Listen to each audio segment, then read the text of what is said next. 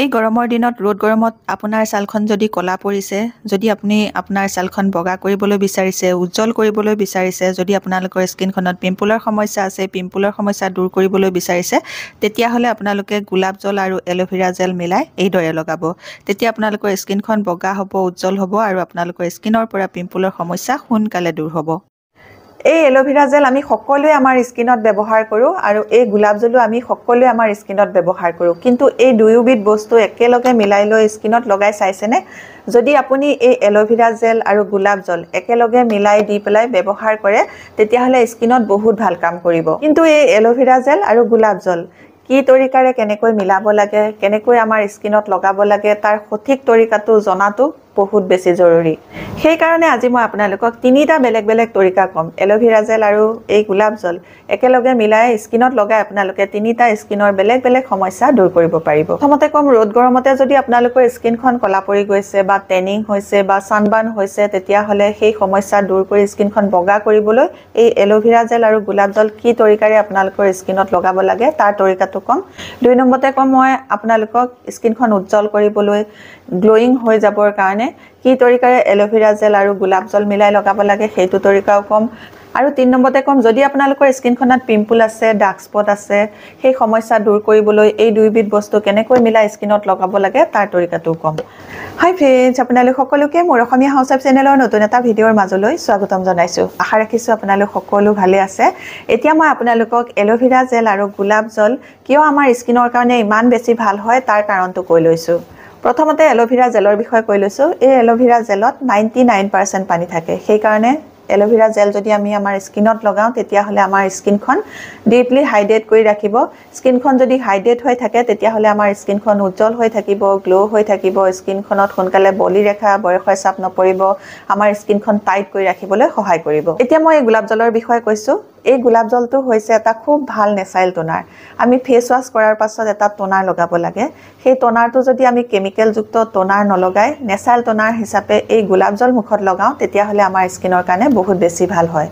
যদি আপোনালোকৰ আজিৰ এই ভিডিঅ'টো ভাল লাগে, ভিডিঅ'টোত এটা লাইক কৰি দিব। এতিয়ালৈকে যদি মোৰ অসমীয়া হাউচৱাইফ চেনেলটো ছাবস্ক্ৰাইব কৰি লোৱা নাই, তেতিয়াহ'লে সোনকালে ছাবস্ক্ৰাইব কৰি ল'ব।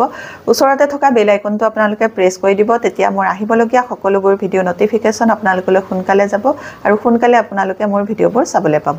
এতিয়া মই আপোনালোকক এল'ভেৰা জেল আৰু গোলাপ জল লগোৱাৰ তিনিটা তৰিকা ক'ম। তাৰে প্ৰথমটো হৈছে, যদি ৰ'দ গৰমতে আপোনালোকৰ স্কিনখন ক'লা পৰি গৈছে, ছানবাৰ্ণ হৈ গৈছে, টেনিং হৈ গৈছে, সেই ক'লা পৰা ছালখন বগা কৰিবলৈ আপোনালোকে এল'ভেৰা জেল আৰু গোলাপ জল কি তৰিকাৰে স্কিনত লগাব লাগে। তাৰ কাৰণে আপোনালোকে প্ৰথমতে অকণমান গোলাপ জল হাততে লৈ ল'ব। গোলাপ জলৰ লগতে অকণমান এল'ভেৰা জেল ল'ব। অকণমান এল'ভেৰা জেল গোলাপ জলৰ লগতে লৈ মিক্স কৰি ল'ব।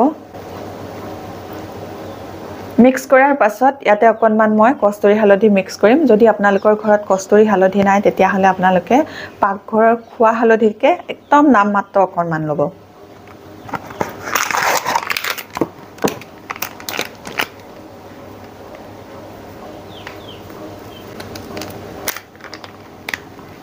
এয়া অকণমান কষ্টুৰি হালধি লৈ ল'লোঁ।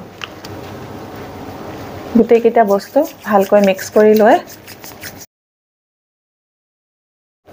মুখত লগাই ভালকৈ মুখখন 2 পৰা 3 মিনিট মাছাজ কৰি দিব।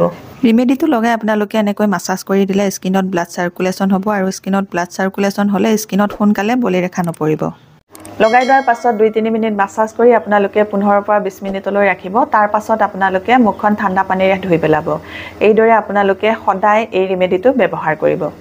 এতিয়া মই আপোনালোকক এল'ভেৰা জেল আৰু গোলাপ জল স্কিনখন বগা কৰিবলৈ কেনেধৰণে ব্যৱহাৰ কৰিব লাগে তাৰ তৰিকাটো ক'লোঁ। এতিয়া মই আপোনালোকক 2 নম্বৰতে এল'ভেৰা জেল আৰু গোলাপ জল স্কিনত কেনেকৈ লগাই আপোনালোকে স্কিনখন উজ্জ্বল কৰিব পাৰিব তাৰ তৰিকাটো কৈছোঁ।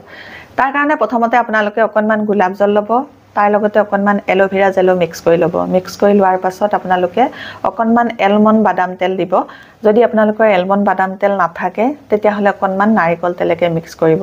তিনিওটা বস্তু মিক্স কৰি আপোনালোকে স্কিনত লগাই ৰাতি তেনেকৈ শুই থাকিব। আৰু এই ৰিমেডিটো আপোনালোকে সদায় ৰাতি শোৱাৰ আগত লগাব। এনেকৈ আপোনালোকে ৰেগুলাৰ লগাই থাকিলে দেখিব আপোনালোকৰ স্কিনখন খুব ধুনীয়াকৈ উজ্জ্বল হৈ থাকিব, গ্ল' হৈ থাকিব।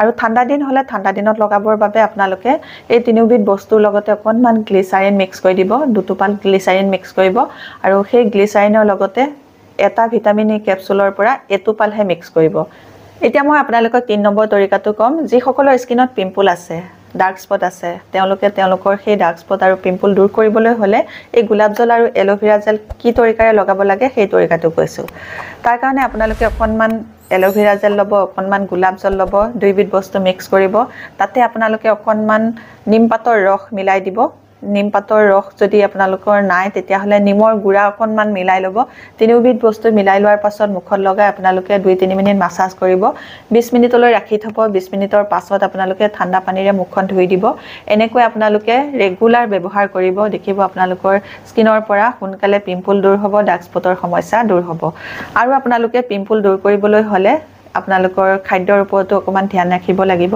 তাৰ কাৰণে আপোনালোকে তেল মছলাযুক্ত খাদ্য বেছিকৈ নাখাব ফাষ্ট ফুড নাখাব আৰু আপোনালোকে খুব বেছি পৰিমাণে পানী খাই থাকিব আপোনালোকে ফলৰ জুচ খাব এনে ধৰণে আপোনালোকে খোৱাৰ ওপৰতো যত্ন ল'ব তেতিয়া আপোনালোকৰ স্কিনৰ পৰা সোনকালে পিম্পলৰ সমস্যা দূৰ হ'ব ডাৰ্ক স্পটৰ সমস্যা দূৰ হ'ব আজি মই এই ভিডিওটোত আপোনালোকক এলোভেৰা জেল আৰু গোলাপ জল স্কিনত কেনেকৈ ব্যৱহাৰ কৰিব লাগে তাৰ তিনিটা তৰিকা কলো তিনিটা স্কিন সমস্যা কেনেকৈ এই দুইবিধ বস্তু মিলাই লগাই দূৰ কৰিব পাৰি তাৰ বিষয়ে কলো আপোনালোকে নিশ্চয় এই ভিডিওটো ভাল পাইছে যদি ভাল পাইছে তেতিয়া হলে মোৰ ভিডিওটোত এটা লাইক কৰি দিব মোৰ চেনেলটো আপোনালোকে সাবস্ক্ৰাইব কৰি লব আৰু আপোনালোকৰ ফ্ৰেণ্ডৰ লগতো এই ভিডিওটো শেয়াৰ কৰি দিব নতুন এটা ভিডিওৰ সৈতে নতুন এটা বেলেগ টিপছৰ সৈতে আপোনালোকৰ মাজলৈ আগবাঢ়িম তেতিয়ালৈকে নমস্কাৰ আজিলৈ আহো